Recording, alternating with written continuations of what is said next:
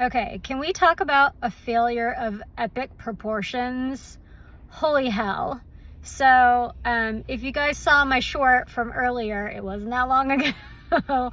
I wanted to try the side hustle, the passive income, and use this time while I'm moving from the Northeast / Bernie back to Austin, putting my apartment back together, starting to study for the LSAT and dig into that, whatever that's gonna look like. Because I haven't had an income in 5 or 6 years, and my parents are grinding me on getting a job. This isn't a career job by any means, but I thought it might be a way to make some side money. So in the time that I could possibly be sitting on my ass and watching television, I'm doing something that's actually productive and getting me more accountable and having more of a regular schedule. It's really, really hard to maintain any sort of sense of normalcy when you don't have a regular schedule. So anyway, back to my Uber Eats. So the first request I got, I did not know how to work the app. So I accepted it, but then I accidentally paused it for a coffee break, and then I missed it. So I had to wait, and thankfully, because of the location that I'm in Austin, it's between 2 and 8 p.m. is a really busy time. And so I was okay, I have this appointment at 5, and so I can work until 5. So anyways, I had this book, and I'm okay, in between while I'm waiting, I can read my book. And then I got a notification, and it was for Taco Bell, and is there Taco Bell right near me, which is fabulous. So I went over there, and the drive-through line was crazy, and I was cool, I'll just get out of my car, make it faster for my customer, go inside and order. Well, I didn't notice because the app, in my opinion, is not very intuitive, but there's directions that says, if the Taco Bell is locked, please don't say that we're closed, get in the delivery line.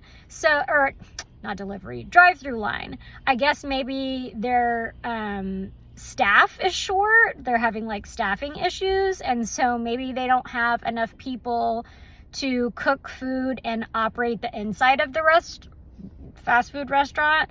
I don't know. But anyway, so get back in my car, wait in the line. The guy wanted hot sauce. I don't know how this is possible, but they only had Diablo sauce. They didn't have anything but Diablo sauce. So then, there's a ton of apartment and condo complexes in Austin, many of which I have never been to. And so he gives directions, very specific directions. But, you're also being timed, by the way. You have an expected time, and if the restaurant's taking a long time, it'll extend it, or if there's a lot of traffic, it'll extend it. But it's still kind of made my heart race. Being an ex-competitive runner, anytime there's a clock involved, I'm oh my God, you got to do it as fast as possible. So anyway, that was a lot of anxiety inducing on top of the other things that were happening, and trying to navigate the app.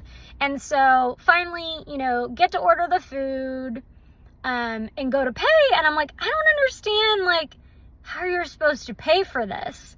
So I ended up, just because of pressure, paying with my own card, which the order was only $13. But the point is, if you're paying for your customers' food and then they're just paying you back in tips, you're losing money, not gaining money.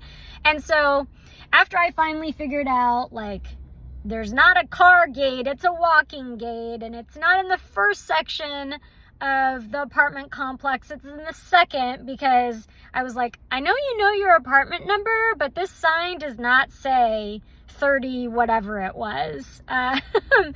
So anyway, took the photo, dropped it off, sent the guy apologies, and immediately came back to my car to be like, how does this work? Because there's no real training. And so I would say, I don't know, maybe I spent 30 minutes in the online like chat, trying to figure out like, first of all, I lost money. How do I fix that? And moving forward, how do I continue to do this without having to wait to be reimbursed and or, sorry, I'm getting like so many text messages right now from my Chi Omegas. Yeah, so moving forward, how do I have this not come out of my pocket? And so, oh, he gave me a bigger tip. Oh, that's sweet. Anyway, yeah, so finally the guy explains, well, you have to request like a shop and pay card. And so that way you just use the credit card. It comes from, I'm sure, Uber's grandiose amount of funds that they have. And, you know, the tip just goes directly to you. So finally go on, order it. 7 to 10 business days, which I understand, like, you have to produce a credit card, you have to mail it. USPS is not, everybody knows, the world's best shipping department or shipping people.